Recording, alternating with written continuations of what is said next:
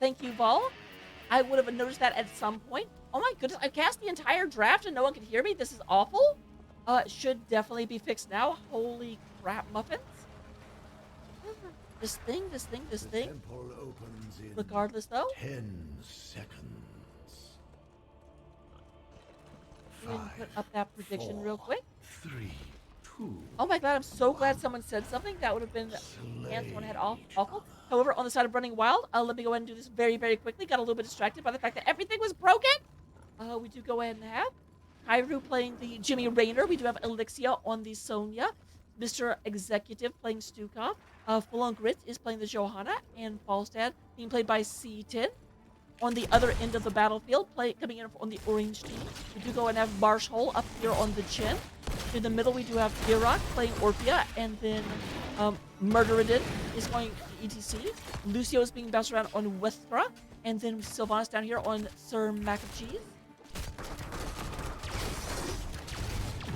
Here's everyone coming into the fight. Let me know how sound levels are. I'm glad you can hear me now, but if the game is overpowering me, or if you can barely hear the game, that is a thing to know. Also, Urdak, remember how I said Urdak's kind of a whole point was actually get these kills? Very, very good start for Urdak as Jimmy Raynor goes down. First blood of the game, or if I was bad guy, Bloodlust. Servo does have to go back, does have to back away from the chin. He's going to be able to get a lot of damage, but this is the thing. Paul said he can't actually engage from outside of Chin's range, but is able to press the back just a little bit. Chin goes ahead and does a leapy leap out and does not want to be fighting into this anymore. Go ahead and have the mercenary camps currently being picked up. Doing a possible invade as Mr. Executive goes in. Alexia is right in there doing a spin to win. Murderidin is going to, it's not actually Murderidin, but I like that name a lot. This is a 3 versus 4 though. This is dangerous. Falstad does fly in, turns into 4 versus 4. ETC in a lot of trouble as Alexia is looking to go ahead and get out, and the camp is taken. We have Siege Giants going down, but no actual kills picked up on the side of Running Wild.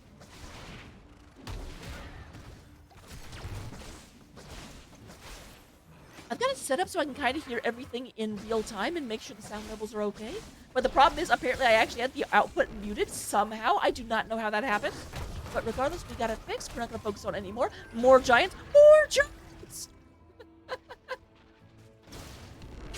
might be a little excited. You go and have just a absolute homage of Hyrule running around. Hyrule is mad. Hyrule has the first kill of the game. She's like, every one of you minions are going to die. I hate you.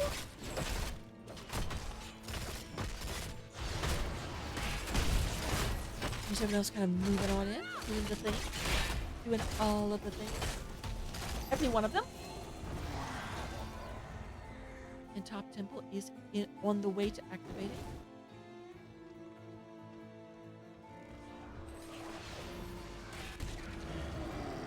Urdak and Westra going to go ahead and pick this one up. You go ahead and have Sir Mac and Cheese. Mac and Cheese is having a fight. Does go ahead and, for a split second, I'm like, you're going the wrong way. But then, of course, the Banshee Whale. Oh, be careful, be careful. I wish you would step up to that. My magic flows through the temple. Sorry, I stayed there a little bit too long. I really wanted to know whether there's going to be a kill. I hate missing kills. It makes me feel like a bad caster. We do go ahead and have ECC up on the point right now. Mr. Executive and Hyrule are moving up to try and deal with that.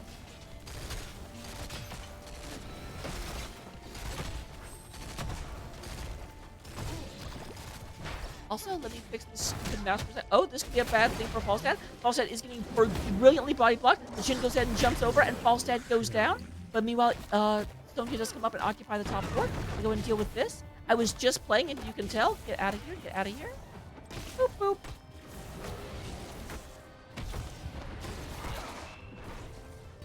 Like Johanna, full-on Grits is getting full-on engaged upon as the full 5-man comes in and wants to party with JoJo. And JoJo is not going to survive this party. However, they do go ahead and get a fort down. They got enough damage done to the front wall. That was their objective. I do not think that this will get the same. It doesn't have enough shots yet to actually take something out. But there are 3 kills to 0 in favor of Minion Miners. So that is definitely a thing. Sir Mac and Cheese definitely loves living on the verge of destruction. You have stolen enough of my temple's power. Return to your war. The war has been returned to. We will have Jimmy Ray in the bottom lane, getting everything done. once again, we have a repeat as everyone moves in. There's a fight over the bottom can, and here comes everybody. Everyone, get in! And once again, it is picked up. I've got to say, they may not be getting kills, but they are great thieves. We're going to rename Running Wild to the Fans of Thieves. I might have been playing Persona 5 recently.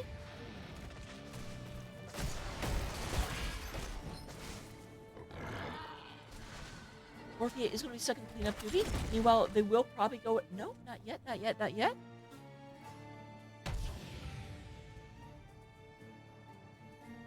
Oh, sorry.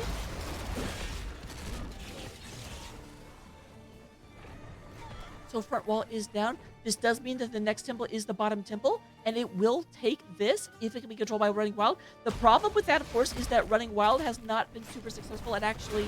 It's like they can take a boss, but in terms of like a full-on fight, they haven't been able to actually drive their opponents off the position. Although, as I say that, shut my mouth. Running Wild do go and take out of ETC. For Mac and Cheese, you have been living too close to death. Actually, maybe not. Fallen Grist does fall back. So Mark of Text does survive. That is the first kill for Running Wild. And we do have the temple being activated. So we got False End moving in and trying to get a lot of damage here. We do have the Giants walking forward.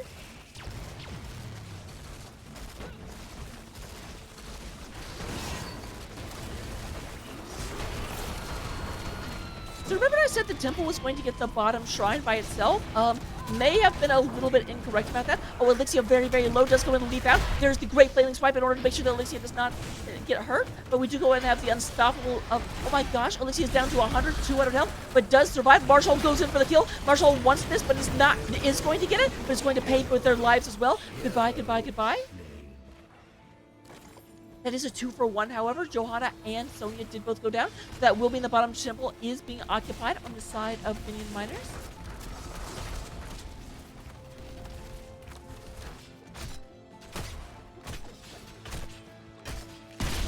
Pyru up here has given that up for loss because Pyru is a very, very friend-based person, and without friends, they don't even want to fight.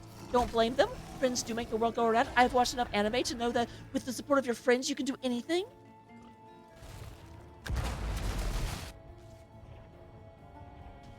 We have everything else kind of moving around. Orphea Urdak kind of going through, making sure no one's taking a boss. We do go and have Westra. Does move on to Full-on Grits, but nothing really being done there. Full-on Grits tries to move in and save that, but obviously with the final couple of shots, will not do it. So we do have 2 forts for 1, however. I feel like that was a very heads-up play on the side of Running Wild. They said, you know what? Oftentimes in team fights, we don't necessarily win. Here comes Muradin. There's another big fight once again over the point, and once again the point looks like it's going to be stolen. Here it is. There is a lot of damage coming out. Free damage from the Orphea as the Eternal Hunger does munch on some minions. Here's just a massive push.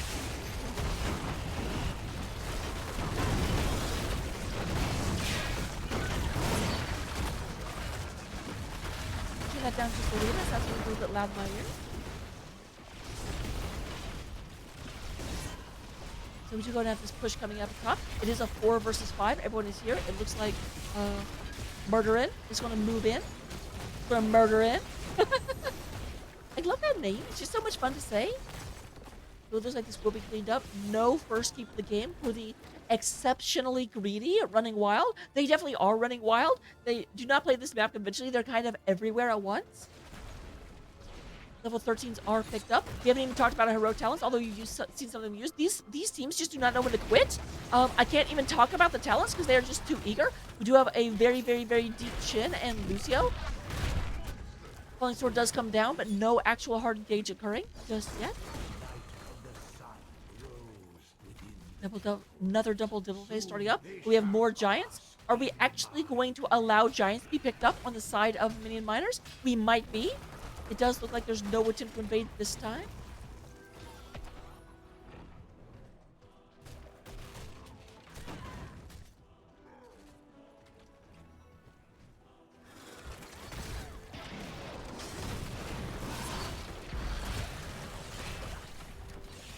Alright. Here is everyone else kind of moving through the bottom lane. Oh, cat.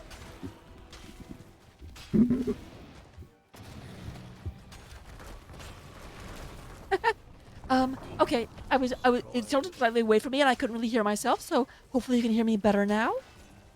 I kind of forgot I had super glued it. I just sort of like broke the super glue. I thought I broke the microphone. I was very concerned, but we are back now. You might not hear a difference at all, but I definitely hear a difference, and that's what matters. So here's the engage. They need to be careful. They are running into their opponent's 5-man. Full and Grits is moving down, looking for this. There's the blowback. Sir Mac and Cheese is going to go ahead and not be looked at because it looks like Weskra is the kill target. There is the Falling Sword. Falling Sword does hit that, but the rest of the team is not nearby. There is Murderidin, does come up, down, up to the bottom, using the pseudo global of the stage dive. Lot of shots still, and the full 5-man is up here now.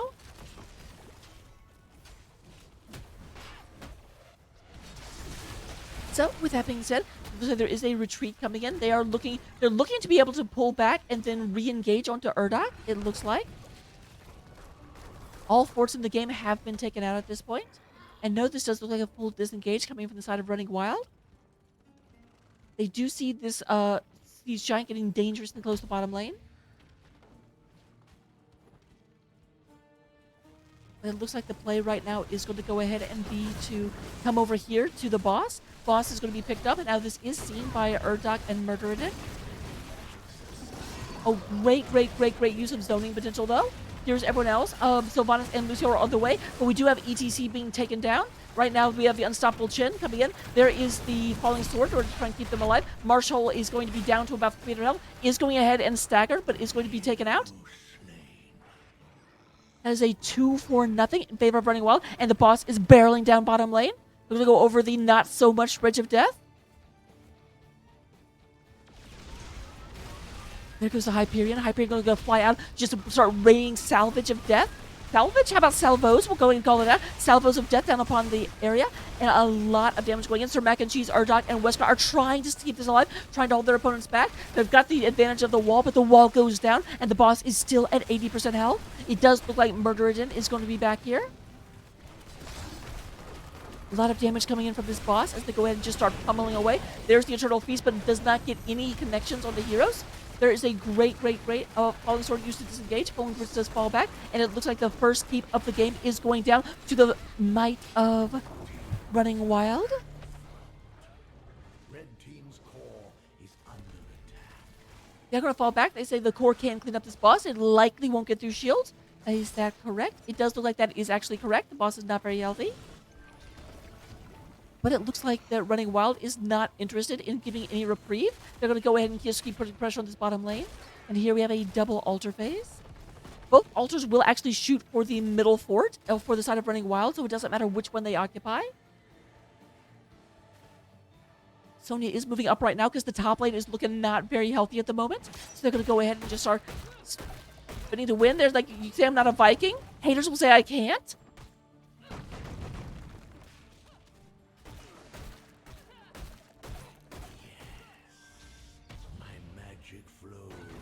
So it does look like they have gone ahead and decided to move on to the middle shrine. Do not let these mortals approach them. This is dangerous for the side of Minion Masters, or Minion Miners, sorry, because they've left Lucio at the bottom. Like, obviously, ETC can stage dive in. Okay, Lucio is on the way up. Orphea is not, though. So that does mean this is an uneven fight. Orphea will not be here and cannot be here for the near future. There is a silence. Marshall takes a good bit of damage. Is trying to run away. Is going to use Unstoppable in order to make this. Urdak is very getting smashed against the wall. Urdak is not able to put up with this kind of damage. But we do go ahead and have a fallback. There's a great heal happening onto Falstad.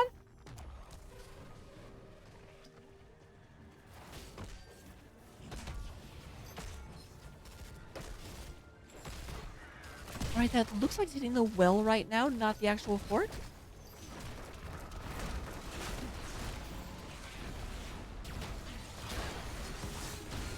There is the... Oh, bottom shrine was not actually finished. They still have quite a bit left on it. Okay, through the wall, they had not actually hit the fort yet. That's what I thought. And they're just going to go right down here and trade out with them. Sylvanas does have to move back in order to deal with top lane, because top lane is coming in, going to get a lot of free damage.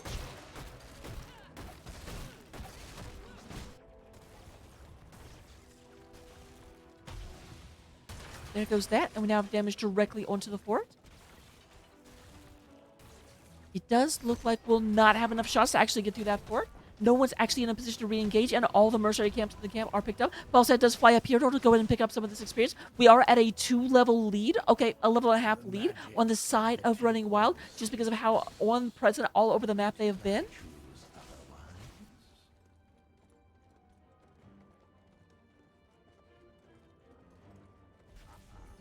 But here we have everything else kind of moving on through.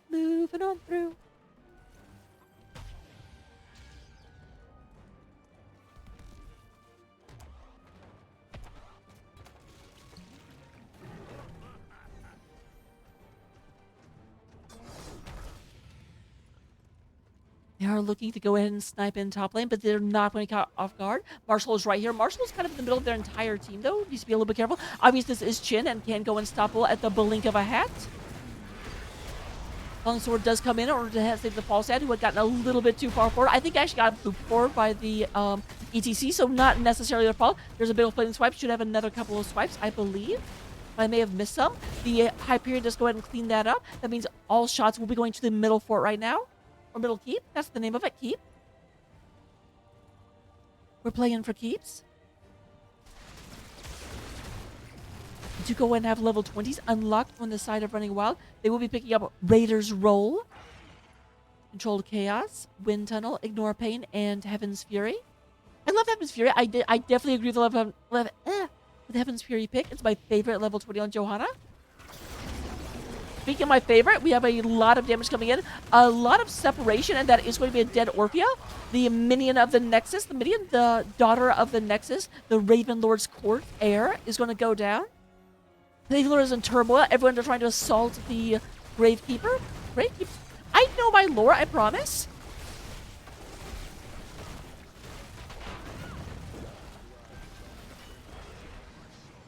That's going to be a big problem because that boss can end. They can't just leave Core to take care of it like they did last time.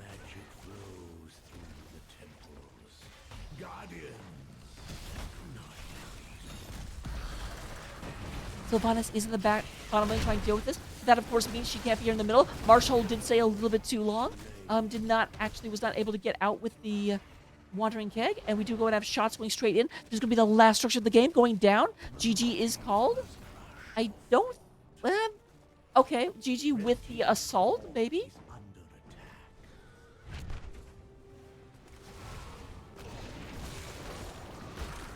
Level 20s are picked up, but it looks like they aren't even actually fully committed as the game starts to go down. I think Sylvanas may not... Nope. Sylvanas does not get her level 20. She is not allowed to have it. Everyone else does go ahead and pick it up. And we do have game number 1 going in favor of Running Wild. Very, very back and forth game. In terms of kills, I do think that Minion Miners were definitely having the advantage. I actually liked the draft from Running Wild better, but it was actually Minion Miners that had the advantage in the engagements. What we actually saw is just the map presence and run-aroundness for Running Wild. That rhyme, was actually in favor of them. And they did end up actually taking over the kills at the end. 7 kills, 2-5. Look at our stats right quick in terms of healing, because I always start with healers, because I want healers to like me. We do go ahead and have Weskra coming in with 67,000 healing. Mr. Executive with 65,000. In terms of that ever-important damage, Falstad only doing about 40,000 damage. This was definitely more of a map play than a kill play. Orphea in second, and then Sylvanas coming in third. Experience-wise, we do have a lot of experience. Obviously, they got more buildings down. Not super surprising. But with that being said, we'll look at talents. Love them, hate them, copy them, deny them.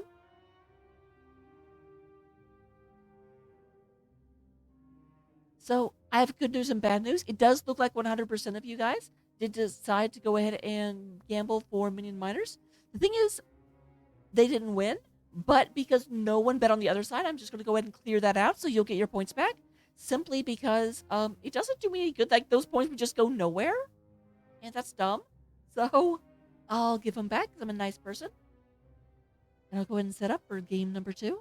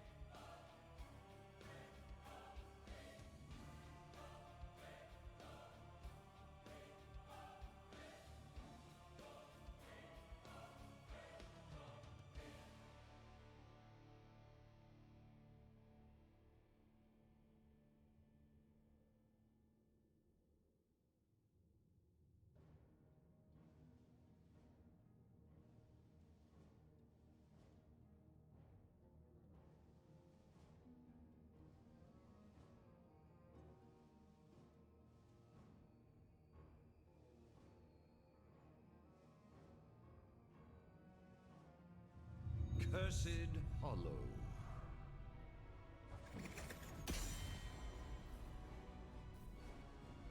Hello, hello everyone. Welcome to Cursed Hollow, game number 2. As you can see at the top of the screen, we do go ahead and have Running Wild.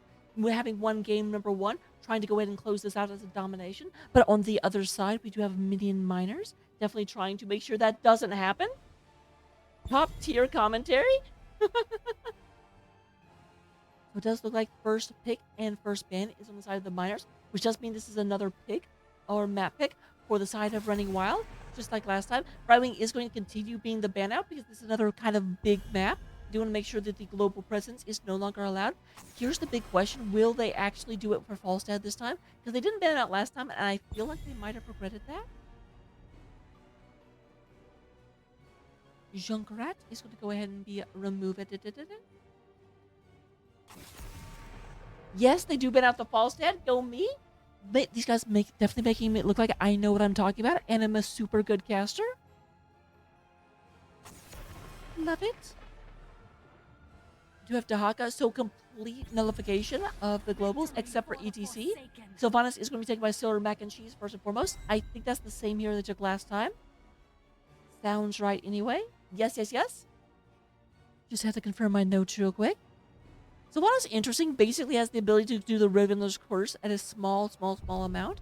So as people rotate around, they may be deciding not to try and keep up with their opponents and just outpush them. But outpushing them is going to be hard with Greymane. Greymane coming out for C10. Was banned out last time. C10 saying you won't let me have Falstad. Well, you can't ban out the Greymane this time, and yoink. Salvahi's much happy. Actually, that joke doesn't work because you couldn't hear me when I said Salvahi was really mad when Grey got man bound. So now we just randomly saying Salvahi is happy. People are just like, wait, what? Another battle. Oh, Marshall coming in with the samurai. Guide my path. Ay, ay, ay. You know you are my samurai. We do have Karazin coming in for Westra. Going away from the Stukov because Stukov is taken on the other side. Or no. Stukov was taken by the other side, going away from the Lucio and getting on the Karazin.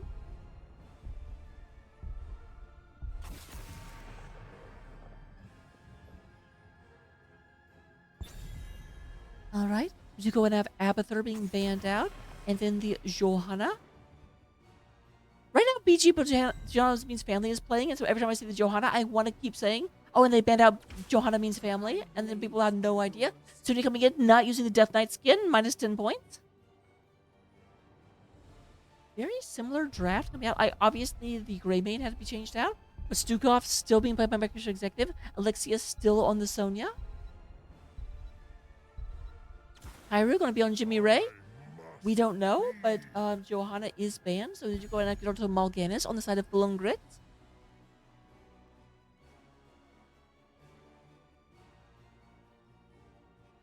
Mal'Ganis definitely speaking to my soul. I must feed it. Boy, I hear you.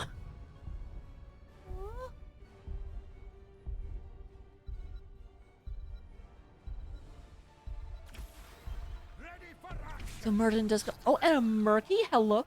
Samuro Murky? Do we have Urdak going from Orphea to Murky? Very different heroes. And then Muradin. On the Murdarin. I mean, at least they're making it easy for me. We can say that much. One of the few times I can't mess up and type in the player's name instead of the hero name because they're basically the same name. And then Kairu is going to not be on Jimmy. It's going to go over to Jaina.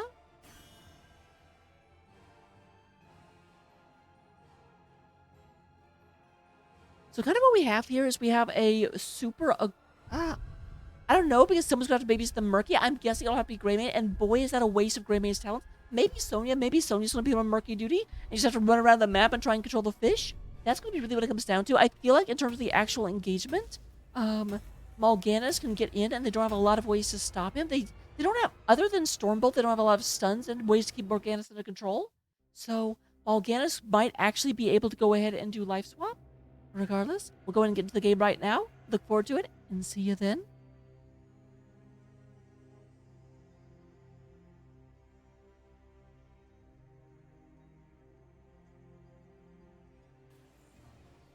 Coming into game number 2, we do go in and have Running Wild coming on the blue side of the team.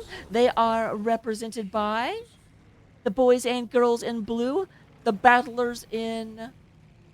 Oh, I need another blue name that starts with B. Whoops. Blue Indigo. They're technically a different one. That counts. We do go ahead and have Kairu playing the Jaina, Elixia on the Sonya, Mr. Executive playing that Stukov, Blown Grits on the Mal'Ganis, and then Greymane being played by C10. On the other side, the Crimson Chevaliers, we do have a Murdurian is on Murden. Weskra is going to be on the Karazim, and then Sir Mac and Cheese playing Sylvanas once again. We have Marshall coming in on the Saburo, and up at the top of the map, we do have Erdok playing Murky. There's the full cheese. A bit surprised they weren't prepared for it. Definitely something you have to look out for. Weskra does have to go back. Takes a lot of cannon shots. Not sure how, because they had Sylvanas, but somehow or other, a lot of damage was done, and a lot more damage was done to Samuro. Samuro does not have time to go through, and there is the sleep, but Weskra is going to get out with 122 health. There is a counter kill onto Greymane, but it does look like Merchant is not going to be able to survive this one. There's a 2-for-1 in favor of Running Wild. Running Wild all over the faces of their opponents, and here comes the move in. They do not have Greymane though, so they can't do quite as much damage. The Greymane is a terror at this. Westcross move back is very, very, very not healthy. So back and she's going in firing those terrible arrows. Erdok is up here trying to give a hard time to Elixia and do a great job of it too. Looking at our talents right quick, we do go ahead and have a fishy deal, and not to the surprise of no one.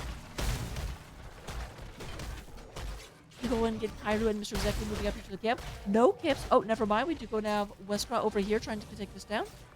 It does look like we'll get our early stacks. Fingers of Frost, no surprise. We had guard.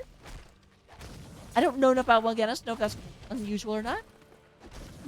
Is that unusual? I just kind of don't know. Interesting that we do actually have Iron Fists on the Kerosene. That is the DPS build. So it looks like they are just going for a neck snapping comp. Speaking of neck snapping, here is the move into Marshall. Wasn't running well. I love this comp. Can I play with these people? Just the like obsession on invading the enemy is amazing. I love to see it. Here's everyone's kind of moving in. We go in and take this, and I don't know about a lot of damage. This won't be supported, so it'll just run straight into towers.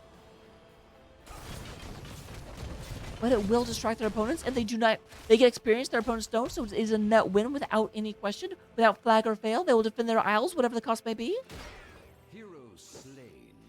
We do have not first blood, we had a massive engagement in the bottom, but the first solo kill up at top as C10 does take down Erdok. Oh, I guess they did actually change.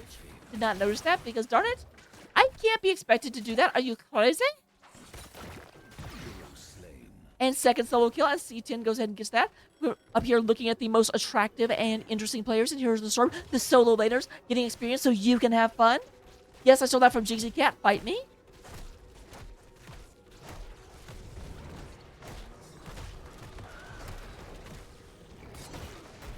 We do have this going ahead and forming up. Jaina is coming down. They are leaving Murky uncontested. Nope, Jaina is moving back up. Nice stun, and that is actually picked up by Mr. Executive. Mr. Executive playing chicken, and here's the Storm right now. Was just playing like, no, you're not going to get to me. I don't care. I'm not turning my car. You're going to be stunned first. And indeed, we do have the stun coming out from Mal'Ganis. Goes ahead and knocks the... Mal'Ganis knocked them up. Yes, that's what I said. Mal'Ganis, my gosh. Elixia does go ahead and get knocked back. Is going to go ahead and be stunned, but should be able to get out of here with minimal problem, man. No idea where that accent came from. I'm sorry. Kairu has realized this is where the egg is. Erdok needs to be careful because a single cocktail, but it looks like Murden's going to be up here putting a lot of damage onto Kairu. There is the stun, and it looks like, yes, Kairu will go down. Murden takes some cannon shots to the butt, but it's going to be A-okay as the Wolfman Jack goes Wolfman gone.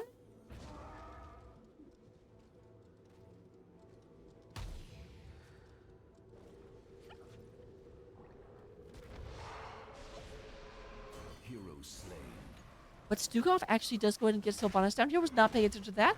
Was looking at where the fight was going to be, not where the fight was. But Westcroft picks that up. No one was in the area. They did not have their gray main back. They didn't want to engage. Although, honestly, the second the Sylvanas went down, they might have reconsidered. But I guess actually their tank wasn't here. So I can forgive that. I understand. Hero slain. Good. Stop getting kills where I'm not. Remember in game 1 I said I hated when that happened because it made me feel like a bad caster?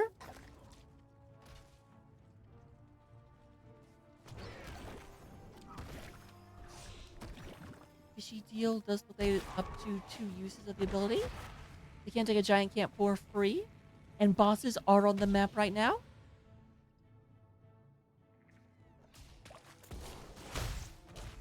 Alright. Shall we see who I gathers? don't remember if I'm on 3rd level or not. I am not. We do go ahead and have the second tribute. We are 1-to-1 in terms of tributes, but level 10 has come online for running wild. They are going to take a sleep on the Sonya. Leap on the Sonya, not sleep. I think I said sleep, but they're going to take leap. We do also have Summon Water Elemental from Jaina, and then Dark Conversion coming out. I kind of call Dark Conversion, other than Stormbolt, they don't have a lot of stuns on their opponent's team. It does look like we have to go for the dirt on the Grey Mage.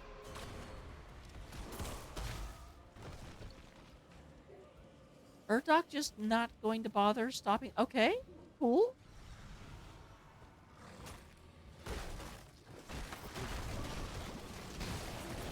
All right, is moving over here in order to just like bribe this real quick. Hero slain. Oh dear. Sonya does get taken down, and they do abandon boss. Once again, this is the problem we have teams that are all over the place on the map, is that they just are all over the place, and so I'm constantly missing where the action actually is, because the action is everywhere. I grow tired of your petty So they didn't actually get this cleaned up because they did move down in order to try and fight them. my favor. They will move out now, but still not actually being cleaned up. Kairu does finally come up here and deal with this. Put some real clones in a lot of trouble, but who cares? They're clones. They're not real people.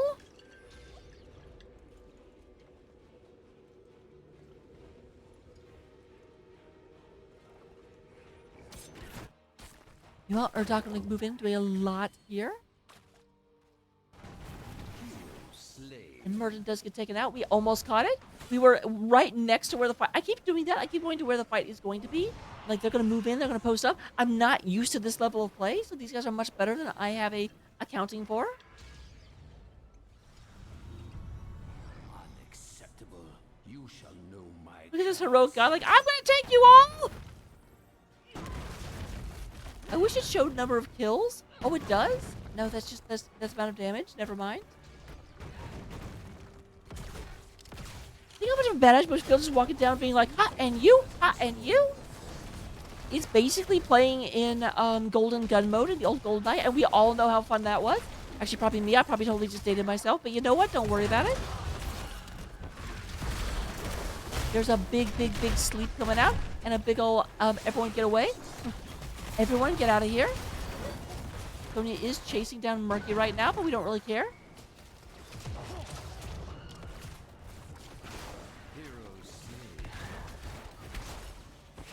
Alright, Murky is down for 25 seconds. Did actually get a full Murky death. No babies, but we have a temporary, There's no good way of saying that, never mind. Let the curse end. Until someone wins my favor once more. It does look like the top and the bottom fort go down. The middle one is still standing strong. Very successful defense, but once again, they move down here. It would look like Running Wild was going to go and try and pick up their boss, trying to get this taken down and own it, put it in their pocket. They're right in their pocket. But this will be a boss trade, as the boss up top is being taken by Weskra, with Murderidin going, or Murderidin is going ahead and observing.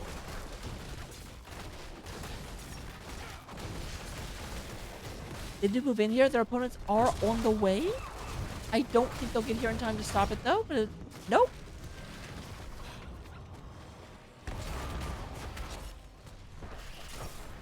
Full-on Grits, your team is not with you. Just, you know, thought you should know.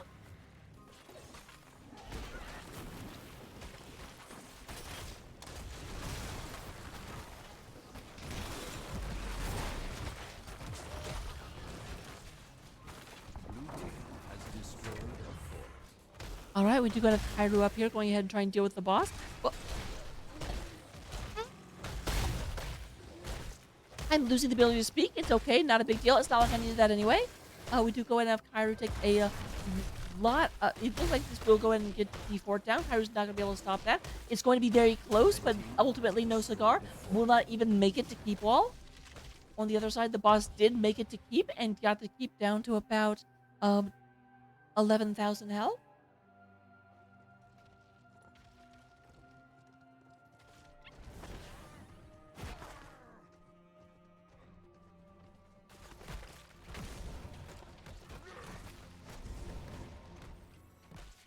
Very, very even fights. A light advantage for running wild because they have taken out their opponent's mid-keep or bin fort, but all the other 5 forts on the map are all in ruins at the moment.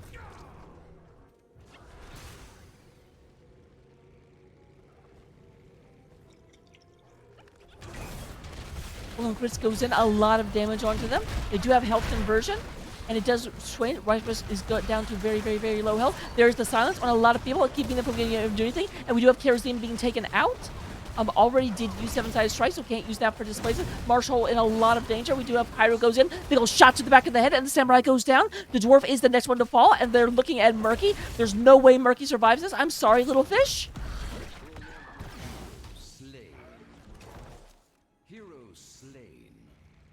That is a full, can you say it with me?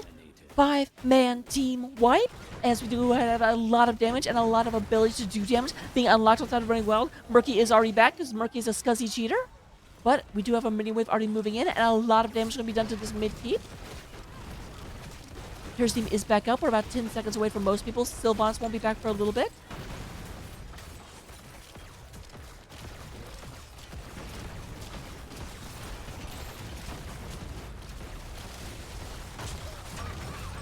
All right. And by a lot of damage, I meant all of the damage. I meant every bit of damage that Keep is able to sustain. The Keeps actually gain more hit points as the game goes on. I think they might. I'm curious now. 17,000.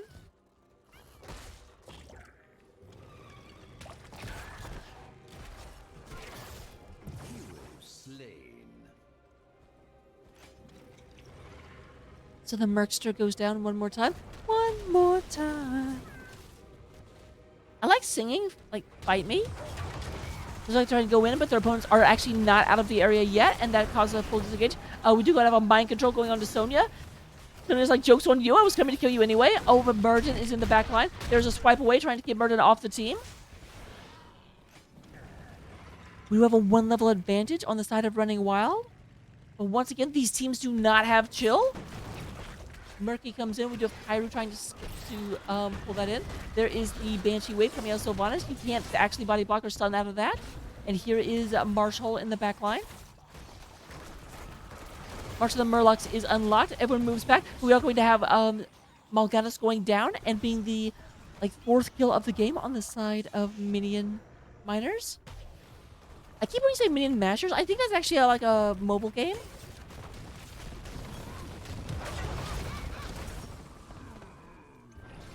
Second time of the game, this camp has gone to the side of the Minion Miners.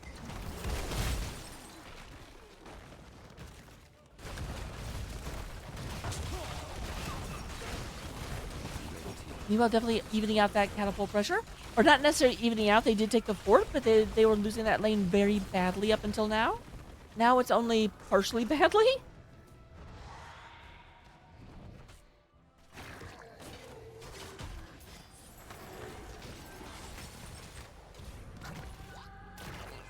Oh, just barely misses with the Banshee wave as that comes out, but not going to find connection, not going to find any kills.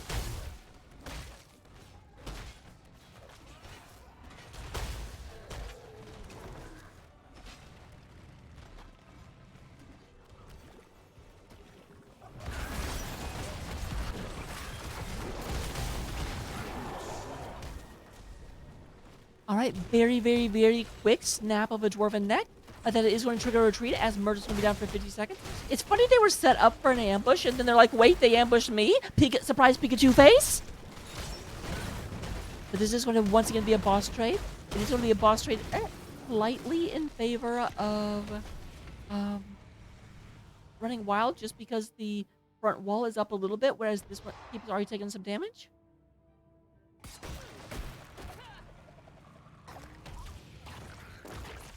Here's the move up. They're moving in. The boss is picked up. They once again do not quite have the damage to get there, but they do have level 20s. They're looking for this fight. They're looking to go ahead and press their advantage while they have one. There's a mind control coming in. Man, this freaking Murloc, I can't even. Oh, full on grits. Full on grits is being super brave at the moment.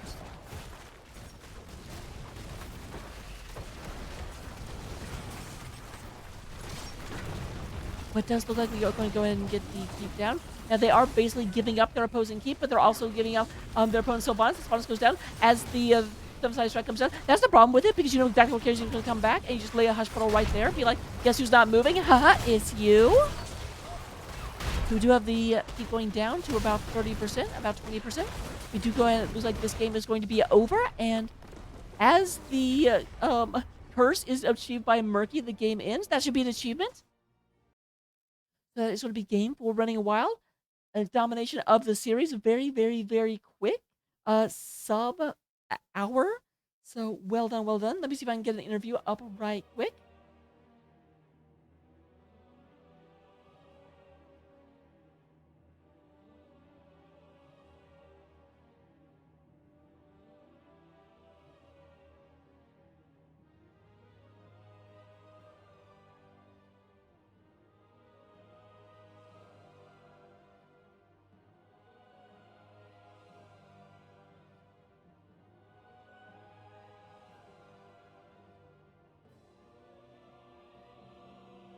While we wait to see if I will be joined by any of the amazing miners or wilds. I have trouble with that name the entire time. It's a problem. No, camera. That's not how you do. There we go. Way better.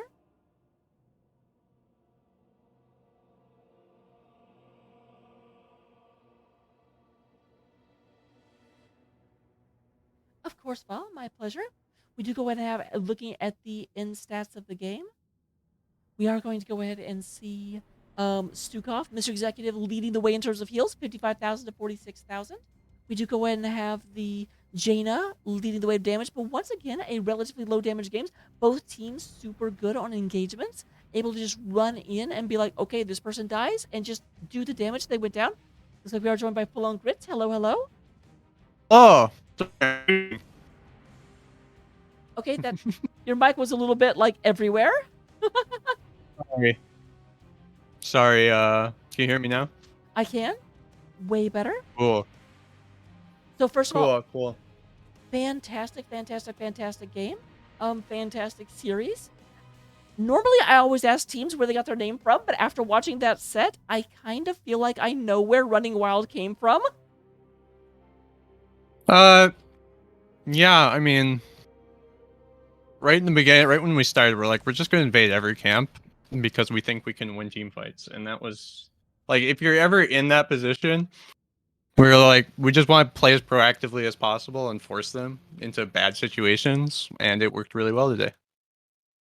Well, it certainly did. In both games, it was like, game one was a bit more scrappy. Like, it kind of felt like early on, they had a little bit more kill pressure, but you were just able to move the map better. But then game two, you guys just like turned it on and just like ran that map. So very, very well played. What did you guys change anything in game number one in order to kind of have a reversal of fortune? Well, we didn't care if we died early in game number one. We just cared about having more forts and keeps than them, because on that map you can just win with the temples late game, which is what we ended up doing. So we were kind of in the mindset of, oh, if we just die pre-10, it's not that big of a deal if we're getting forts for it. And we got like 2 or 3 forts pre-10 just dying, just dying for them. So. Yeah, it was very, very, very telling. I do think you got 2 pre-10. That annoying middle fort stayed up for a while. Yeah, the middle fort did stay up too long, yeah. For a while, it almost looked like you would take top keep before you got middle fort, which is weird on that map. Yeah. Looking We also picked We also picked both those maps because the other team has not played on either of those maps this season. Well, they played on Crystallo, but only like one game, and we thought, okay, we'll just play the macro game as hard as we can. Yeah, it was interesting. You were very, very good at the macro game, only taking engagements when you could get a kill. Although there was one point Hmm. I want to ask you. It was in the second game where you took your boss and then you were moving up to get the second boss, and the 4 members of your team stopped to get mid fort, and then you engaged all 5 of them, and then suddenly looked around. And were like, "Wait, the team isn't here." Oh, I was just continuing to zone them so they couldn't rotate. Because they already capped the boss at that point, I think. They Or had? was that a different? Nope, they Oh, had. maybe I pushed them off a boss. I think either they capped it already or I was just pushing them off. We just agreed to get the mid fort, and I was probably just zoning the enemy team because I didn't think they could kill me, Well, I mean, especially with Samuro. yeah, they were definitely Fun moving fact. away from that. Oh, go ahead. Fun fact: Mal'Ganis is a hard counter to Samuro. Samuro ends up healing Ganis more than doing damage. I will And keep I that in love mind. Mal'Ganis. I'll have to I lure love him from my off. Mal'Ganis. Can Mal'Ganis off lane? Because I hate Samuro in the off Yes. lane. Yes. I used to forever ago when Samuro was super meta, it was all I would play against him pretty much was just Mal'Ganis. Because you get physical armor at 1 and then at 4 you heal off of taking extra damage. Every time you take damage you heal. So his clones will wind up healing you, and then every single target gives you physical armor and you heal off of his clones. So either he has to fight you without clones or his clones just heal you. That is super interesting. I am writing that down right now. So, going back into game number 1, like obviously we kind of know sort of what happened, but I will say that you guys are some of the most aggressive camp invaders I've ever seen. Is that the way you play in all of your games, or was it specifically that map and wanting the macro pressure that kind of made you really, really lean into? Nope. I don't care that that's your camp. It's mine now. Um, I mean it's on and off. It's if we practice that week, then we play more aggressive, I think. But I think just watching how other teams play, we were just like, well, we had somebody specifically say, "Hey, we were watching this other team and they were invading every camp." So I think that's how we should play. Well, thank you, other team, because now that I've watched you do that, I'm like, I should tell my team to just be super aggressive. Meanwhile, I'm in the off lane being like, "Go team!"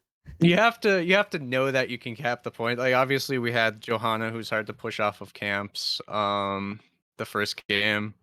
We had like Jaina and Mal'Ganis the second game who can control camps really well. So like really good point control. If you have good point control, then it's a lot easier because a lot of the time the enemy team either has to just straight up give you the camp or they have to stand on the point and die. So it puts them in a rough position where the best case scenario they just wind up giving the camp. Absolutely makes sense. Moving into game number 2. Sorry, I know some of my responses are just like, okay, moving on, but I don't have anything Yeah. insightful to add. But game number 2, you already kind of talked about the counter to Samuro that you guys knew. Did the murky pick catch you slightly off guard, or is it like this is Nexus Division, we don't get caught off guard by anything? I don't think we even talked about the murky pick. I don't think we cared about it. I don't think it bothered us. We knew this team likes to play like weird double bruiser stuff a lot. We were actually planning on countering the one person who they didn't have playing today because they had the sub. Originally was our game plan, and then that person was the one who didn't show up. So, um, we had to kind of shift our game plan. That is kind of But yeah, hilarious. You have all these the things in Murky play. didn't change our draft at all. No, That is kind of it hilarious. didn't. Hmm. Last question. The Looking at the standings, this obviously pushes you pretty far up. You're actually, as of this exact second, tied for 4th place with Gen M Esports, which is Okay. you were 8th place Yeah. going into this. So I won't say that you weren't the favorite, but I wasn't expecting what I saw. So Oh, teams that are lower than us on the bracket, so so we were pretty confident since Minion Miners was above us that we would win. But looking at things, is there anyone looking into playoffs next week? Is there anyone that you guys are actually? Is this? I think for you guys, it's in 2 weeks. Best case scenario, we went lined up in exactly 8th seed and we knock Calf King out first, and then we take their good seed into the into the rest of the tourney. I love that We mindset. just robbed them of our good seed. But I don't know. Our entire like Nexus division is very even in the middle. Like people are jumping from 3rd to 8th every single week. So it's really up in the air where everybody's going to end up. Definitely looking forward to see what happens with it. I do love that strategy though. It's just like we'll just use the simplicity plan of who cares where we are in the bracket. We just kill everyone and win. I mean, yeah, that's how you do it. We tend to play better against the teams that are doing better. So yeah, we kind of want to play against those teams more. Well, I wish you good luck. I will try and cast those. I don't know if I'll be able to, but moving forward, do you have any shoutouts that you want to give? I'm assuming yes. Yeah, shout out to my team for not inting as hard this game. And myself for not inting as hard. Usually it's me and Verd who int the most, and then sometimes Kyrie does. So it's it's a mixed bag. Well, very much congratulations to Kai. This is the first time I've cast you, so I was like, I wouldn't have guessed that. I would have been like, man, the rest of Nexus Division must be amazing. But yeah, as you said, no, it's very close. Executive's the only person who doesn't int on our team, so we just play around that. He's the only voice of reason. So unlike most teams where it's like everyone stay behind the tank, you guys are like everyone stay not too far ahead of Executive. Yeah. It's don't go too far away from Executive or you die. But okay, that's all the questions I had for you.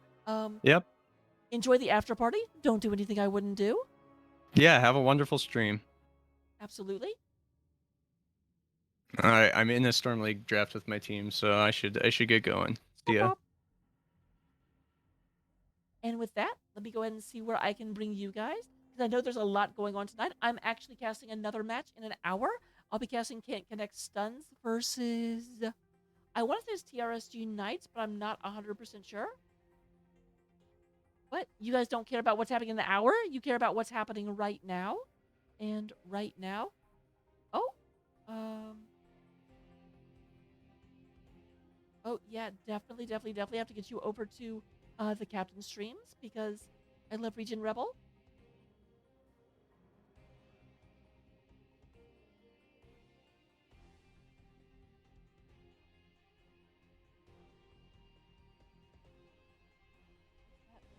Is that not it?